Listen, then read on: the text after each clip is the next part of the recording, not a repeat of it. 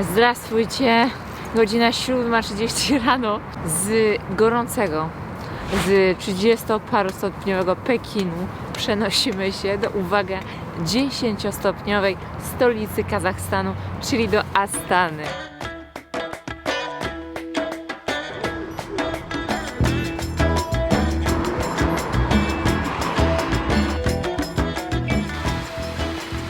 Jesteśmy w ogóle pierwszy raz w Kazachstanie, to jest dla nas zupełnie nowy kraj. Szczerze, to nie zawsze mi dobrze, ale nie za dużo wiemy o tym kraju. Mieliśmy tak intensywny czas w Chinach, że nawet nie zdążyliśmy przejrzeć tak naprawdę o Kazachstanie różnych informacji.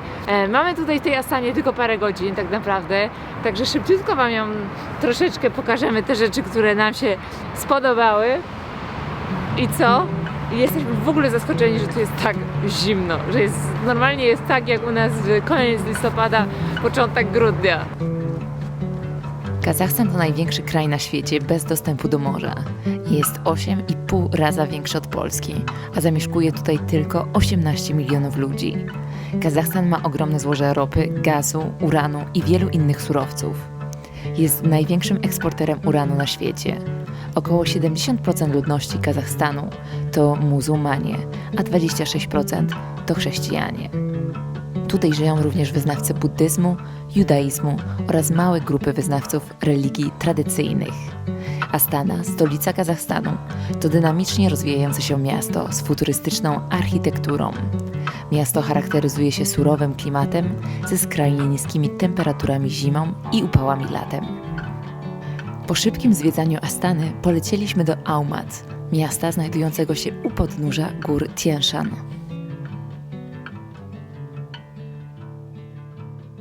Dzień dobry kochani, wypożyczyliśmy, proszę bardzo, auto. Wczoraj znaleźliśmy samochód, już nie było żadnego auta, nikt nam nie chciał wypożyczyć, bo nie było. Także jedziemy na 3-dniową wycieczkę, ale przed wycieczką trzeba kupić owoce. Także kupuję maliny, bo pięknie wyglądają. Tutaj u pana i kupimy jeszcze coś więcej. Halo, halo. W takim świecie wypożyczyliśmy samochód. W ogóle, jeśli wypożyczacie samochód w Almatach, zróbcie to z wyprzedzeniem, bo myśmy sobie zostawiali tak wszystko, dojedziemy do Almat i jedno popołudnie nam zajmie wypożyczenie samochodu na pewno. No przecież nie za dużo osób wypożycza 4x4. I tak, znaleźliśmy na szczęście, tak naprawdę mieliśmy dwie opcje, ale wcześniej nam gościu potwierdził właśnie to auto, które jest, szczerze, wydaje mi się, że najdroższe na rynku. Płacimy dużo, płacimy $120 za dzień. Mamy Mitsubishi Fortuner? Nie, Toyota. I tak nam dał $50 zniżki i jeszcze mamy w tym niepełne ubezpieczenie, tylko jest od trzecich osób ubezpieczenie. A jeszcze, że mamy tylko 3 dni w Kazachstanie, więc stwierdziliśmy, dobra, płacimy więcej, ale mamy przynajmniej fajny samochód.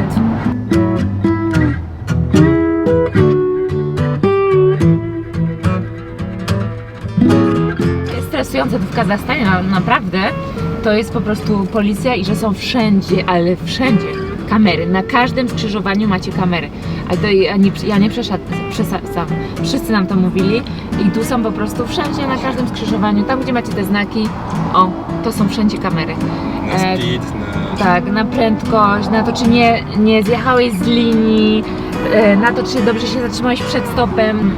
Na to najbardziej nam kazał uważać właściciel samochodu.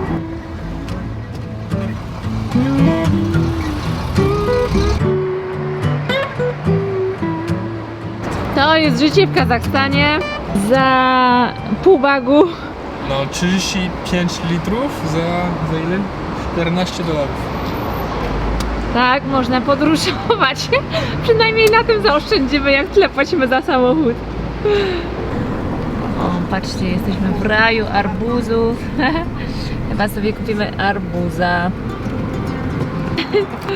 Здравствуйте! Pani mi chce sprzedać arbuza? Хороший арбуз выберу, да. Хорошие! Хороший, отличный. Rashida buydu. O kurde, nie wiem jak my to będziemy kroić. Yok, bunlar değildi. Nie mam pojęcia. Ай, ты хороший. Восточные. Не целованная, не ворованная. Так что берите. Skolka! 2500 дайте, хватит. Ty kowie? $5 za... Okej, birim. Troszeczkę.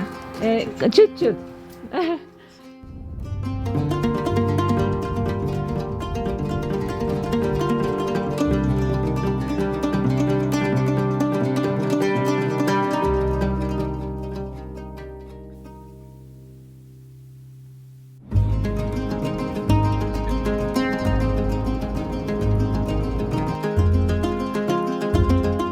Ja nie mam pojęcia, gdzie my jedziemy, bo miałam strasznie dużo roboty i Niko wymyślał trasę, więc ja nie mam pojęcia, gdzie my dzisiaj śpimy, co my dzisiaj zobaczymy, także to będzie jedna wielka niespodzianka. Niko trochę więcej wie, ale nie dużo, no ale wiesz, patrzyłeś na trasę i wszystko, a dla mnie to jest jedna wielka niewiadoma. Tutaj w Kazachstanie główną religią jest islam i jak przejeżdżamy tutaj przez tutejsze wsie, to są meczety, a też są zaraz obok cmentarze. Tu się zatrzymaliśmy pierwszy raz, ponieważ no to chyba już trzeci raz, jak widzimy cmentarz muzułmański, nie? Ale tu jest naprawdę taki bardzo dość unikatowy ten cmentarz, zaraz wam pokażę.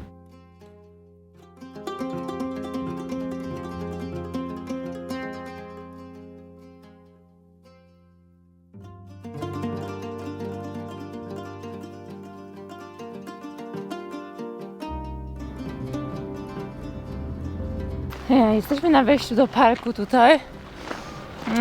Nawet nie wiem, jak ten park się nazywa. Alta Emil, chyba tak.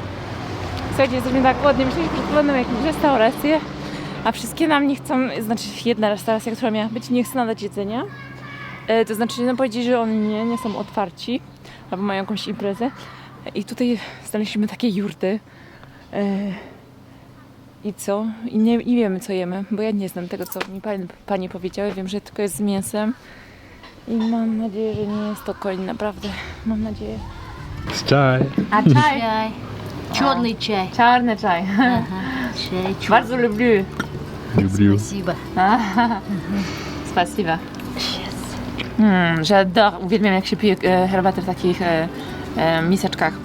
Powiem wam, że ja się tu bałam, że to jakaś konina będzie czy coś, a tu jest takie przepyszne jedzenie, aż mi głupio po prostu. Bo naprawdę tutaj nic nie ma, wszystko jest pozamykane, sznurami pozamykane. Trzeba znajdywać tu wejście.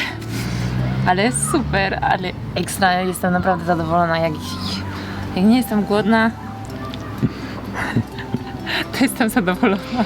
Tu jest sałatka, trochę ostra. Dżemik, nie? To jest dżemik, tak? No i tu mamy chleb. Możemy wziąć jutro na śniadanie. No tu jest ten pierożki. Żenia to robiła. Na bank. Tak? No. Żenia to mieszka z nami. To nasza trzecia babcia. Ogólnie ja nie mam już babci. Wszystkie mi umarły. Dziadkowie też. Umarli dość wcześnie. I Żenia to jest właśnie nasza babcia przyszywana. Żenia jest pół Ukrainką, pół Mołdawianką i właśnie mieszka u nas w niektóre miesiące w ciągu roku. A ona super gotuje. O, the best. Że nie, musisz powiedzieć, że teściowa gotuje najlepiej. No chyba tak. Nie wiem.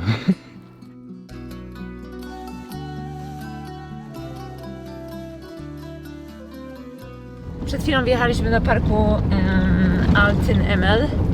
Także jesteśmy już na drodze szutrowej, jest cały czas tutaj szutrówka. Jedziemy do tych śpiewających wydm, Singing Dunes, tak się to nazywa. Mamy około 44 km.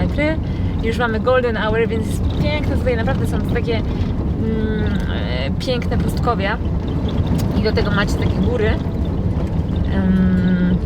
I po prostu nie ma nikogo, także my tego po Chinach bardzo, bardzo potrzebujemy, bo tam po prostu byli ludzie cały czas tłok, hałas, a tutaj po prostu czujemy, że jest pustka i to nam się najbardziej podoba, nie Niko? O, taki wolność. Wolność.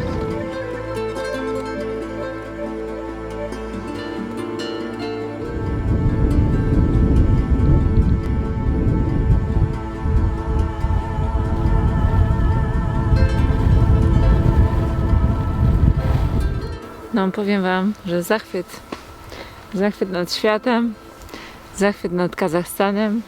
Nasza w sumie drugi dzień w Kazachstanie, a jest tutaj cudownie.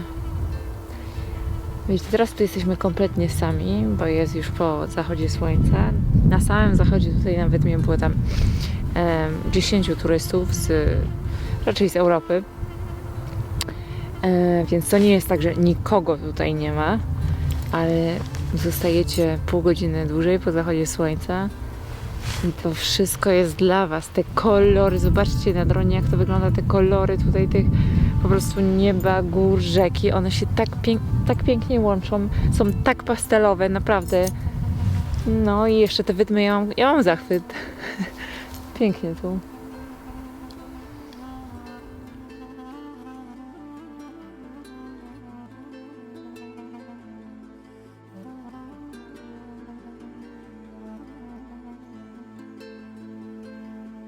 Teraz będziemy jechali z powrotem, bo tu nie możemy rozstawiać namiotu, są specjalne miejsca do tego wytyczone, więc chyba musimy 6 km tam jechać, nie? Tam na camping, gdzie jest wyznaczone miejsce. A tobie jak się podoba? Uwielbiam cisza i spokój w końcu. Nie wiem, czy słychać, zaraz zobaczycie, ale jak zastanawialiśmy się, dlaczego te wydmy tutaj się nazywają śpiewające wydmy, Singing Dunes. I zastanawialiśmy się, kurczę, dlaczego? I teraz idziemy i słyszymy, jak one śpiewają. Posłuchajcie.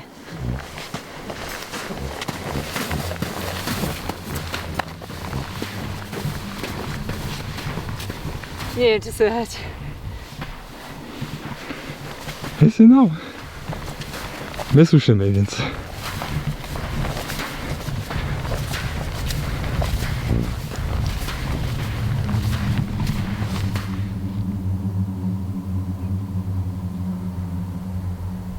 To nie? Sytydań!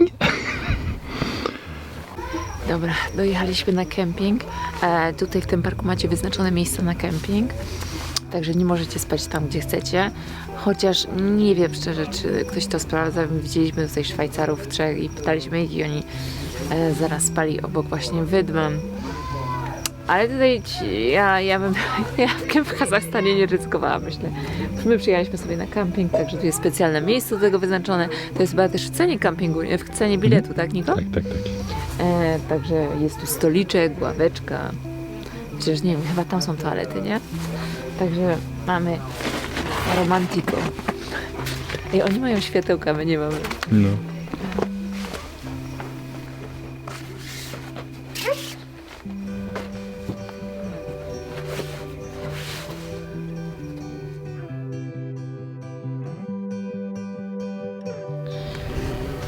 Buenos dias.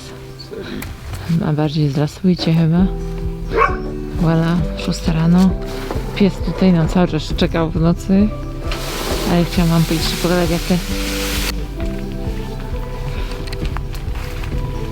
jeszcze pokazać, jak te campingi wyglądają. Tutaj niestety toalety są zamknięte i tylko jeden wychodek taki drewniany na zewnątrz. Tutaj sobie chodzą krowy i byczki. I zaraz za kempingiem macie takie widoki. Także naprawdę bardzo, bardzo miło. To już jest koniec tego vloga. Za tydzień zostajemy dalej w Kazachstanie. Zobaczycie parę niesamowitych miejsc, dzięki którym ten kraj skradł nam serce. Tymczasem zapraszam Was jak zawsze do subskrypcji, lajkowania oraz komentowania. Pozdrowienia oraz wesołych świąt dla Was.